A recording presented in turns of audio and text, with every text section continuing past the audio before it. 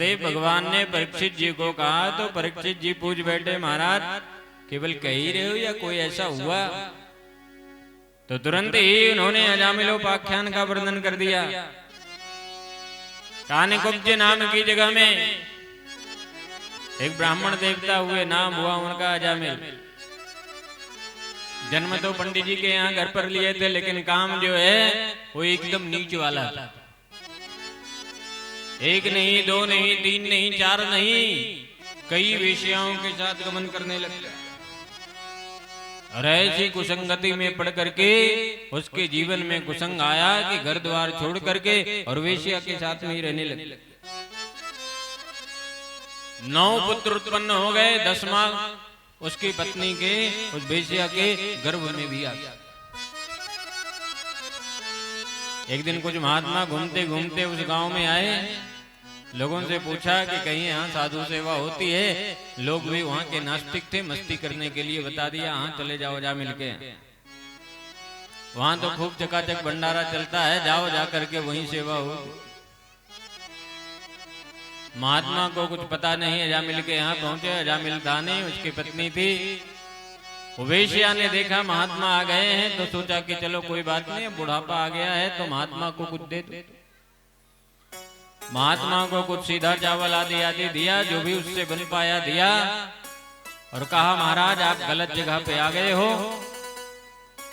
आपको किसी ने भरमा दिया है, आप यहाँ से तुरंत जाओ।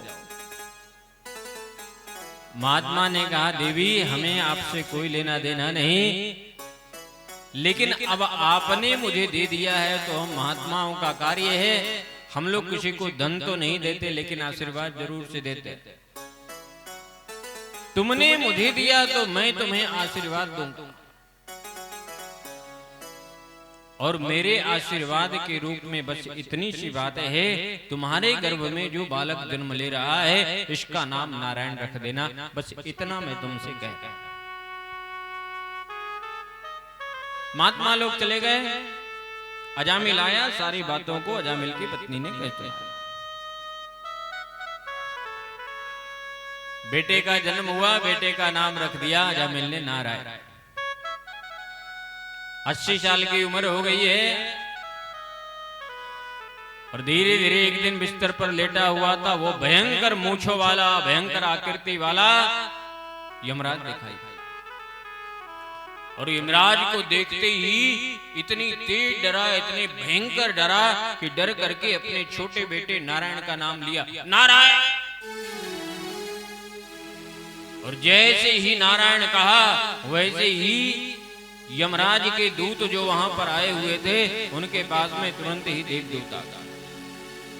देवदूतों ने आकर के यमराज के दूतों को मार करके भगाना शुरू कर दिया। ओए चले यहां से भाग जा। यमराज के दूतों ने पूछा तुम लोग कौन हो? बोले हम भगवान के यहाँ से आए, हम भगवान के दूत हैं, लेकिन यहाँ क्यों आए? हम पापी को लेने के लिए आए, जामिल जीवन भर पाप किया। भगवान के दूतों ने कहा भले जीवन भर पाप किया तो क्या हुआ, मरते समय इसने भगवान का नाम लिया, नारायण का नाम लिया है। देवदूतों को समझाते हुए यमदूतों ने कहा कि देखो आपको भ्रम हुआ है, ये आपके भगवान का नाम नहीं, ये अपने बेटे का नाम लिया। विवाद हो गया, और विवाद इतना बढ़ा कि यमराज के दूत और भगवान के दूत दोनों के दोनों यमराज के पास में पहुंच गए।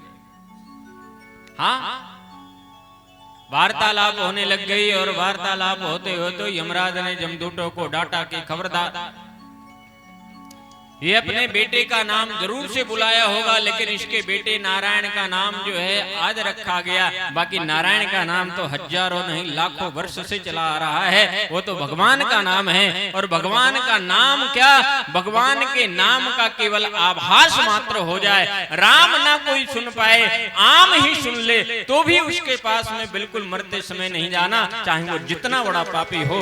अजामिलोपाख्यान के माध्यम से नाम की महिमा को प्रत्यक्ष रूप से यहां पर दर्शाया। हाँ, ये नाम की महिमा है। भगवत नाम में इतना सामर्थ्य है, इतनी शक्ति है कि भगवान का नाम ही केवल हम लोगों को तारने के लिए। इतना हम लोगों ने जीवन में पाप नहीं किया जितने भगवान के नाम में हमारे पाप को काटने की क्षमता है। इसलिए भगवान के नाम का महत्व बताया।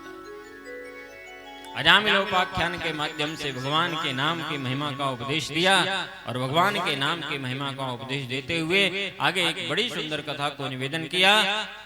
आसुरी शक्तियां समय समय पर बढ़ते रहती हैं और उन आसुरी शक्तियों के बढ़ने के कारण ही आगे चल करके पृथ्वी पर वृत्तासुर नाम का एक राक्षस हुआ। ब्रह्मा जी से वरदान प्राप्त